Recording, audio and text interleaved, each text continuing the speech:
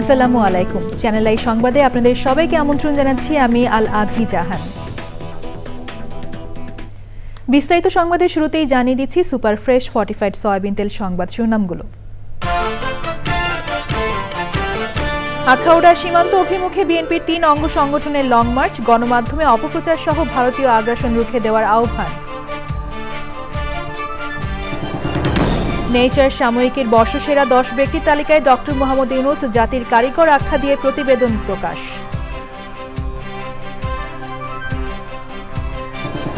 বাংলাদেশের অভ্যুত্থান বিশ্বে নজির স্থাপন করেছে বললেন প্রধান উপদেষ্টা। অর্জন ছেড়ে দিলে বাংলাদেশ ফিরে যাবে আগের চেহারায় মন্তব্য। এবং এক ম্যাচ হাতে রেখেই বাংলাদেশের বিপক্ষে ওয়েস্ট ইন্ডিজের সিরিজ নিশ্চিত। দ্বিতীয় ওয়ানডেতে টাইগারদের বিপক্ষে 7 উইকেটের জয়।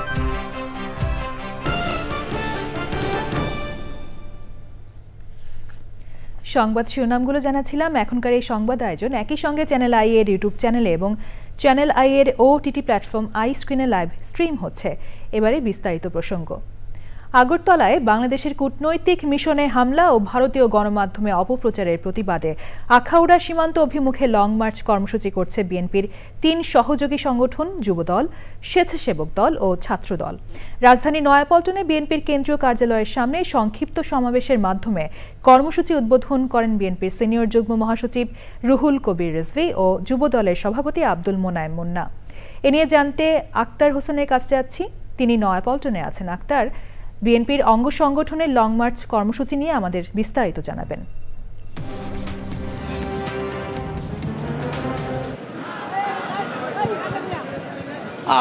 সম্প্রতি ভারতের সঙ্গে বাংলাদেশের যে সম্পর্কের টানাপোড়েন সৃষ্টি হয়েছে, বিশেষ করে ভারতীয় গণমাধ্যমে বাংলাদেশ নিয়ে যে সকল অপপ্রচার শুরু হয়েছে এবং আগরতলায় বাংলাদেশের সহকারী হাইকমিশনার কার্যালয়ে হামলা এবং জাতীয় পতাকার অবমাননা সহ বিভিন্ন বিষয় নিয়ে কিন্তু ক্ষুব্ধ প্রতিক্রিয়া জানাচ্ছে বাংলাদেশের রাজনৈতিক অঙ্গনের নেতাকর্মীরা, বিশেষ করে বিএনপির 3 সহযোগী অঙ্গ সংগঠন জাতীয়তাবাদী যুবদল, স্বেচ্ছাসেবক দল এবং ছাত্রদল লং মার্চ কর্মসূচি করছে এবং আজকে কিছুক্ষণ আগেই এই লং মার্চ কর্মসূচিটি কিন্তু উদ্বোধন করেছেন দলে বিএনপির সিনিয়র যুগ্ম মহাসচিব রুহুল কবির রিজভী। এই মুহূর্তে নয়াপল্টন কেন্দ্রীয় কার্যালয়ের সামনে সংক্ষিপ্ত সমাবেশ শেষে এইমাত্র গাড়িগুলো চলতে শুরু করেছে। আখাউড়ার উদ্দেশ্যে রওনা করবে এবং পথে একটি পথসভা করারও কথা রয়েছে। এই লং মার্চটি কাঁচপুর, নারায়ণগঞ্জের কাঁচপুর এবং নরসিংদী, ভৈরব হয়ে আখাউড়া সীমান্তে গিয়ে সেখানেও একটি সমাবেশ করবে এবং সেখানে এই সংক্ষিপ্ত উদ্বোধনী সভায় বিএনপির এবং যুবদল, স্বেচ্ছাসেবক দল, ছাত্রদল নেতারা যেটি বলছেন যে দেশের সীমান্তের বাইরে আমাদের কোনো প্রভু নেই, আমাদের বন্ধু থাকতে পারে এবং পার্শ্ববর্তী দেশ হিসেবে ভারতকে উপেক্ষা করার সুযোগ নেই, কিন্তু ভারত যদি ক্রমাগত আগ্রাসন চালায় এবং বাংলাদেশ বিরোধী অবস্থানে, বিশেষ করে যে পলাতক স্বৈরশাসন সাবেক প্রধানমন্ত্রী শেখ হাসিনাকে জায়গা দিয়ে কিন্তু ভারত যে এই সম্পর্কের টানাপোড়েনের সৃষ্টি করেছেন তারও প্রতিবাদ জানিয়েছে বিএনপি নেতাকর্মীরা। তারা বলছেন ভারতের সঙ্গে বাংলাদেশের জনগণের যে সম্পর্ক সেটি হয়তো বন্ধুত্বপূর্ণ এবং বাংলাদেশের স্বার্থ সংশ্লিষ্ট। তো ভারতের সঙ্গে কোনো ধরনের খারাপ সম্পর্ক চায় না, তা বন্ধুত্বপূর্ণ সম্পর্কই চায়, সেই কথাটি বলছেন। এবং আজকে এই লং মার্চ কর্মসূচিতে ভারতকেও সেই বার্তাটি তারা দেওয়ার চেষ্টা করবেন যে ভারত যেন বাংলাদেশের জনগণের সঙ্গে তাদের বন্ধুত্বপূর্ণ সম্পর্ক তা ধরে রাখেন এবং যে কূটনৈতিক যে শিষ্টাচার এবং বাংলাদেশের যে স্বাধীন সার্বভৌম রাষ্ট্র হিসেবে বাংলাদেশের যে মান মর্যাদা সেটিও যেন তারা দেন। সেই দাবি তারা করছেন। তো লং মার্চের যেই কার্যক্রম এখন কেবল শুরু হলো, নয়াপল্টন থেকে গাড়িগুলো একে একে বেরিয়ে যাচ্ছে আখাউড়ার উদ্দেশ্যে। পথে ভৈরবে আরেকটি পথসভা রয়েছে, আমরা সেই খবর আপনার মাধ্যমে আমাদের দর্শকদেরকে জানিয়ে দেব। এই ছিল আমার কাছে যুবদল, স্বেচ্ছাসেবক দল এবং ছাত্র দলের লং মার্চ কর্মসূচি থেকে বর্তমান পরিস্থিতি। ধন্যবাদ আক্তার। বিশ্ববিখ্যাত বিজ্ঞান সাময়িকী নেচারের সেরা 10 ব্যক্তিত্বের তালিকায় স্থান পেয়েছেন অন্তর্বর্তী সরকারের প্রধান উপদেষ্টা ডক্টর মোহাম্মদ ইউনূস। তালিকার 7 নম্বরে থাকা ডক্টর ইউনূসকে নেশনস বিল্ডার বা জাতির কারিগর আখ্যা দেওয়া হয়েছে। সোমবার নেচারের ওয়েবসাইটে প্রকাশিত প্রতিবেদনে তথ্য প্রকাশ করে বলা হয়েছে 2024 সালে বিজ্ঞানের অগ্রগতিতে ভূমিকা রাখা ব্যক্তি এবং গবেষক ও চিন্তকেরা বিশ্বকে কিভাবে রূপ দিচ্ছেন তার স্বীকৃতির লক্ষ্যে খেতাব দেওয়া হয়েছে। নেচারের প্রতিবেদনে ডক্টর ইউনূস সম্পর্কে জানানো হয়েছে, দীর্ঘ 6 দশকের কর্মজীবনে দারিদ্র্য বিমোচনের জন্য নতুন ধারণা পরীক্ষার মাধ্যমে নিজেকে প্রতিষ্ঠিত করেছেন ইউনূস। তার ক্ষুদ্র ঋণের ধারণা এবং সমাজে দারিদ্র্য বিমোচনে এর ভূমিকার কথাও তুলে ধরা হয়েছে প্রতিবেদনে। নেচারের প্রকাশিত তালিকার শীর্ষে রয়েছেন জার্মানির ন্যাশনাল মেট্রোলজি ইনস্টিটিউটের পরিচালক পদার্থবিদ একেহার্ট পেক। টাইম অ্যান্ড ফ্রিকোয়েন্সি বিভাগের প্রধান একেহার্ট পারমাণবিক শক্তি নিয়ে গবেষণা করছেন, তাকে ফাদার টাইম বলে খেতাব দেওয়া হয়েছে। পৃথিবীতে অনেক অভ্যুত্থান হয়েছে, তবে বাংলাদেশের ঘটনা ভিন্ন রকমের এমন মন্তব্য করে প্রধান উপদেষ্টা অধ্যাপক ডক্টর মোহাম্মদ ইউনূস বলেছেন, বাংলাদেশের অভ্যুত্থান নজির স্থাপন করেছে। ছাত্র জনতার বিপ্লবে অংশ নেওয়া নারীদের জন্য আয়োজিত অনুষ্ঠানে প্রধান উপদেষ্টা বলেন, অর্জন ছেড়ে দিলে বাংলাদেশ ফিরে যাবে আগের চেহারায়। মোস্তফা মল্লিকের রিপোর্ট। জুলাইয়ের কন্যারা, আমরা তোমাদের হারিয়ে যেতে দেব না শীর্ষক অনুষ্ঠানের আয়োজক মহিলা ও শিশু বিষয়ক মন্ত্রণালয়। জুলাই আগস্টের বিপ্লবে অংশ নেয়া নারীদের আলোকিত করতেই এমন আয়োজন। প্রধান উপদেষ্টা বলেন, 5ই আগস্টের আগের বাংলাদেশ আর এখনকার বাংলাদেশের মধ্যে বেশ পার্থক্য। স্কুলের মেয়ে, কলেজের মেয়ে, বিশ্ববিদ্যালয়ের মেয়ে, চাকরিজীবী মেয়ে, যে যেখান থেকে বেরোছে, পরিবারের মেয়ে, সবাই এসে এটাতে যোগ দিয়েছে এবং সমানভাবে এগিয়ে এসছে। এটা বাংলাদেশকে একেবারে পরিবর্তন করে দিয়েছে। এটা বাংলাদেশ, ওই আগের বাংলাদেশ, 5ই আগস্টের আগের বাংলাদেশ এটা আর নাই। এটা একটা নতুন বাংলাদেশ। সবার সম্মিলিত বিজয়কে ধরে রাখতে তরুণদের আহ্বান জানান প্রধান উপদেষ্টা। যে নতুন বাংলাদেশের স্বপ্ন তোমাদের সবার মনে আছে, বাংলাদেশের সবার মনে আছে, সেটাকে পূরণ করতে হবে। এবং যেহেতু তোমরা সে দায়িত্ব নিয়ে এগিয়ে এসছো, তোমরা এখন ছেড়ে দিয়ে চলে গেলে আবার যেমনি ছিল এমনি চলে যাও। এটা বিরাট সৌভাগ্যের বিষয়। তোমরা একটা সুযোগ পেয়েছো, সুযোগটা গ্রহণ করেছো এবং দেখিয়ে দিয়েছো।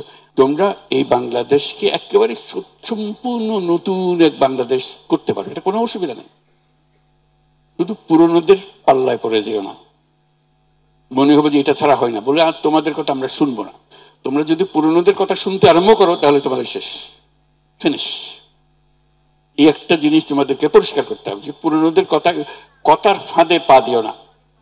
ওই যে পারা যায় না বলে আমরা দেখবো কি পারা যায় কি পারা যায় না, আমরা ঠিক করবো।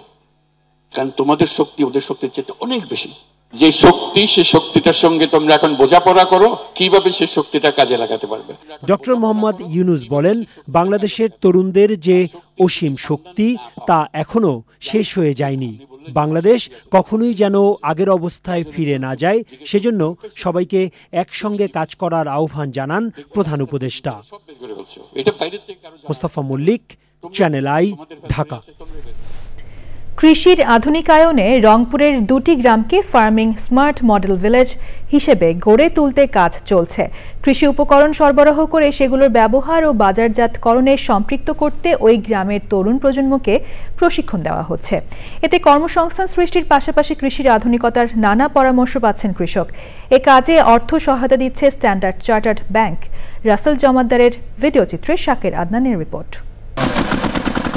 রংপুরের পীরগাছার পারুল ইউনিয়নের নাগদা ও সদরের ধানতলা গ্রাম দুটিকে আধুনিক কৃষি গ্রাম হিসেবে গড়ে তুলতে এরই মধ্যে ট্রাক্টর, সোলার পাম্প, সংরক্ষণাগার ও নার্সারি সহ বিভিন্ন ধরনের কৃষি উপকরণ সরবরাহ করে চাষাবাদ চলছে।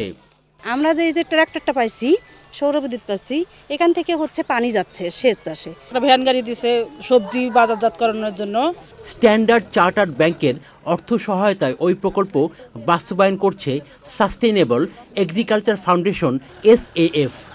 একটি যদি ফার্মিং স্মার্ট মডেল ভিলেজ তৈরি হয় তাহলে এই মডেল ভিলেজটাই পুরো বাংলাদেশেরই গ্রামীণ অর্থনীতির একটা পরিবর্তন আনতে পারবো, যেটা হলো কৃষির উৎকর্ষের মাধ্যমে। ৭৯টা যে বিভিন্ন ধরনের মেশিন দিয়েছি, সেই ৭৯টা মেশিনের মাধ্যমে এরা প্রত্যেকে একটা ইনকাম জেনারেশনের সাথে যুক্ত হয়ে গেছে। সামাজিক দায়বদ্ধতা থেকে এ ধরনের কার্যক্রম চলছে বলছেন ব্যাংক কর্মকর্তারা। মডেল ভিলেজের আওতায় আসলে উন্নত জাতের বীজ ব্যবহার করে ভালো ফলন কি করে আসে, ফার্টিলাইজার, ভার্মি কম্পোস্ট, সব বিষয়ে আমরা তাদেরকে সাহায্য করছি। এর পাশাপাশি কৃষির উন্নয়ন ও কৃষকরা যাতে আর্থিকভাবে লাভবান হতে পারেন সেজন্য বগুড়া, জয়পুরহাট, পাবনা, নাটোর, রাজশাহী ও সিরাজগঞ্জে চারা তৈরিতে ৩০০টি ইকো ফ্রেন্ডলি পলি হাউস গড়ে তোলা হয়েছে। ফলাবেটে করলে আপনার বৃষ্টিতে নষ্ট হয়ে যায়, তারপর আপনার শিকড় খাওয়া যায়, আর টেরেতে করলে ওইগুলো হয় না আর কি। স্ট্যান্ডার্ড চার্টার্ড ব্যাংকের অর্থায়নে ওই প্রকল্প বাস্তবায়ন করছে বেসরকারি উন্নয়ন সংস্থা ঠ্যাঙ্গামারা মহিলা সবুজ সংঘ TMSS। এই নেট হাউসে আমরা সকল প্রকার বীজ উৎপাদন করতে পারি, বীজ থেকে চারা উৎপাদন করতে পারি। সামনের দিনগুলোতে দেশের উন্নয়নে কাজ করতে চায় standard chartered bank. Shakir Adnan, channel I, Bogura.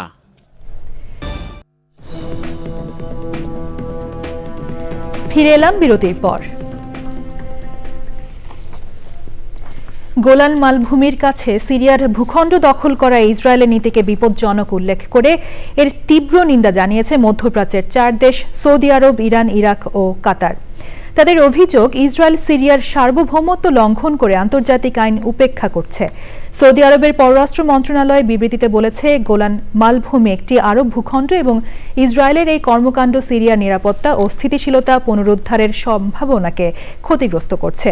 ইরানের পররাষ্ট্র মন্ত্রণালয় এই ঘটনার তীব্র নিন্দা জানিয়ে একে জাতিসংঘ সনদের লঙ্ঘন হিসেবে উল্লেখ করেছে।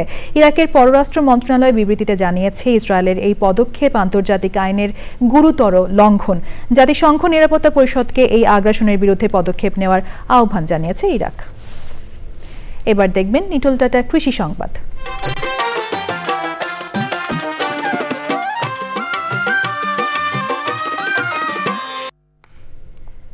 পিরোজপুরে মালটার বাম্পার ফলন হলেও ন্যায্য দাম পাচ্ছেন না কৃষক। হিমাগারে সংরক্ষণের কোনো ব্যবস্থা না থাকায় চাষিরা গাছ থেকেই পাইকারদের কাছে মালটা বিক্রি করতে বাধ্য হচ্ছেন। পাইকার লাভবান হলেও ন্যায্য মূল্য থেকে বঞ্চিত হচ্ছেন কৃষক।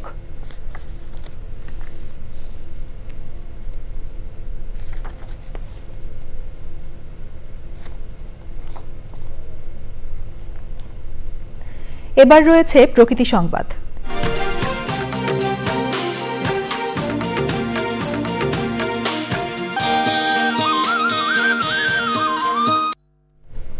পৌষ আসার আগেই দেশের উত্তরের জনপদে জেঁকে বসতে শুরু করেছে শীত। সীমান্তবর্তী কুড়িগ্রাম ও গাইবান্ধায় প্রতিদিনই কমছে তাপমাত্রা। ভোগান্তি বেড়েছে ছিন্নমূল ও খেটে খাওয়া মানুষের।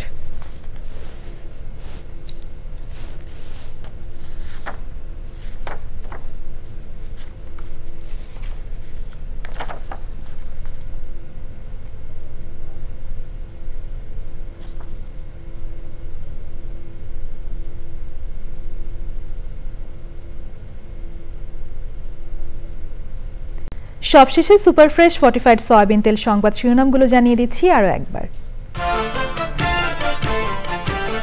আখাউড়া সীমান্ত অভিমুখে বিএনপির 3 অঙ্গ সংগঠনের লং মার্চ, গণমাধ্যমে অপপ্রচার সহ ভারতীয় আগ্রাসন রুখে দেওয়ার আহ্বান। নেচার সাময়িকীর বর্ষসেরা 10 ব্যক্তির তালিকায় ডক্টর মোহাম্মদ ইউনুস, জাতির কারিগর আখ্যা দিয়ে প্রতিবেদন প্রকাশ। বাংলাদেশের অভ্যুত্থান বিশ্বে নজির স্থাপন করেছে বললেন প্রধান উপদেষ্টা। অর্জন ছেড়ে দিলে বাংলাদেশ ফিরে যাবে আগের চেহারায় মন্তব্য। এবং 1 ম্যাচ হাতে রেখেই বাংলাদেশের বিপক্ষে ওয়েস্ট ইন্ডিজের সিরিজ নিশ্চিত। দ্বিতীয় ওয়ানডেতে টাইগারদের বিপক্ষে 7 উইকেটের জয়।